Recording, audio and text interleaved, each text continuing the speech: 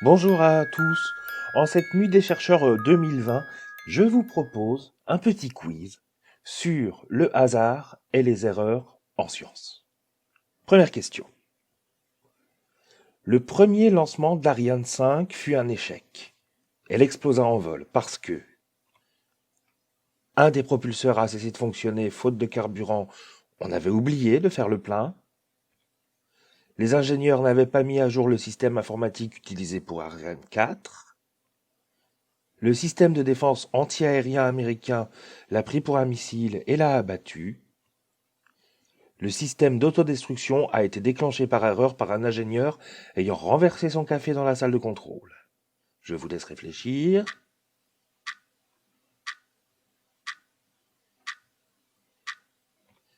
Et oui, c'était la réponse B. Les ingénieurs n'avaient pas mis à jour le système informatique utilisé pour Ariane 4.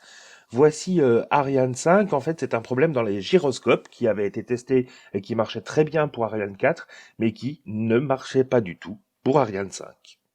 Deuxième question avec un chimiste suisse, Albert Hoffmann, qui a connu une mésaventure un soir de travail, car il n'a pas pu rentrer chez lui tout seul car il venait d'inventer le LSD et faisait un bad trip. Sa roue de vélo a crevé et il inventa dès le lendemain matin la rustine. Il ne décrocha pas le téléphone qui sonnait, sauf que c'était l'Académie Nobel qui lui proposait de recevoir le prix Nobel de chimie, et il passa à côté du prix.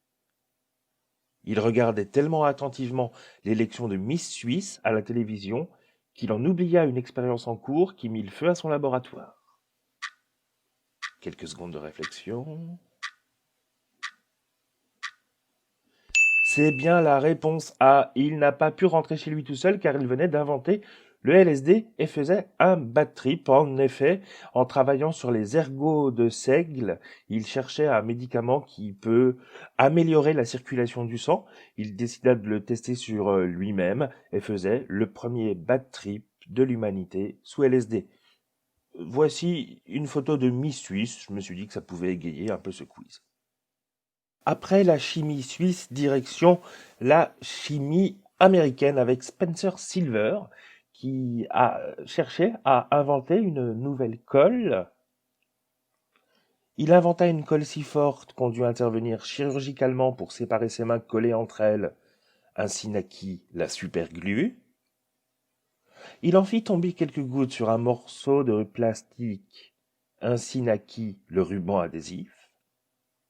Il inventa une colle qui ne collait pas, ainsi naquit le post-it, où il en enduisit maladroitement sur le haut de son pull, ainsi naquit la colle roulée. C'est une très bonne vanne, je vous laisse rire et réfléchir. Et effectivement, c'était la réponse C. Il inventa une colle qui ne collait pas, qui n'adhérait pas au support sur lequel elle était placée, et donc il décida d'en enduire des petits bouts de papier qui pouvaient se décoller et se recoller à loisir. Je vous mets des photos de post-it si vous ne savez pas à quoi ça ressemble. On passe tout de suite à la quatrième question avec James Chadwick, un scientifique anglais qui commença sa carrière par un gros échec. A. Il a eu 0 en sciences au bac, mais il devint l'un des plus grands chimistes. B. Voulant s'inscrire en mathématiques à l'université, il se trompa de fil lors de la rentrée et s'inscrit en physique, puis deviendra l'un des plus grands physiciens. C. Lors du premier cours de biologie, il tua accidentellement toutes les souris du laboratoire en leur donnant de l'engrais chimique à la place de leur nourriture, mais il devint l'un des plus grands biologistes. D. Il découvrit une terre brûlée aux lampes de pierre et devint Michel Sardou. Quelques secondes de réflexion. Et oui, c'est la réponse B. Il voulait s'inscrire en mathématiques, mais il se trompa de fil. Il alla dans la file qui devait l'inscrire en physique, et il était tellement gêné, voici son portrait, que il n'osa pas avouer son erreur aux gens qui l'entouraient, et il s'inscrit en physique. Il aura même le prix Nobel quelques années plus tard. Cinquième question.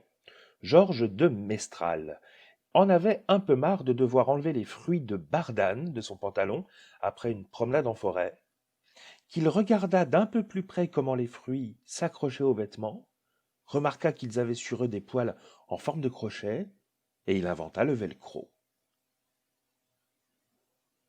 Il inventa le premier herbicide et en vaporisait lors de ses promenades, décimant ainsi la biodiversité de sa région.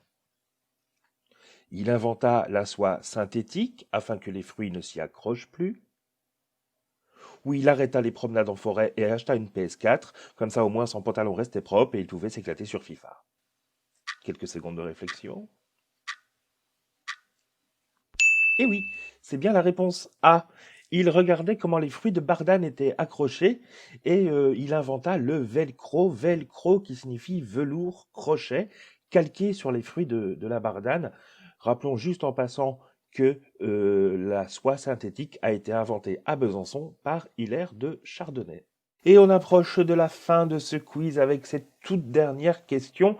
Retour à l'exploration spatiale. Le 23 septembre 1999, une sonde fut détruite à son approche de Mars, car 2 équipes travaillaient sur le projet et une panne d'électricité provoqua la rupture des communications entre elles. B. 2 équipes travaillaient ensemble sur le projet, mais un simple problème de traduction faussa les calculs. 2 équipes travaillaient sur le projet, sauf que l'une utilisait le système métrique et l'autre le système d'unité anglo-saxonne. D. 2 équipes travaillaient sur le projet, mais lors d'une réunion, des désaccords sérieux naquirent entre eux. S'ensuivit une bagarre générale qui aboutira à l'abandon du projet, laissant la sonde dériver jusqu'au crash. Eh bien là, je ne vais pas vous donner la bonne réponse. Ce que je vous propose, c'est de donner votre avis dans les commentaires. Quelle est la bonne réponse à cette dernière question? Et on se retrouve bientôt. Bonne nuit des chercheurs.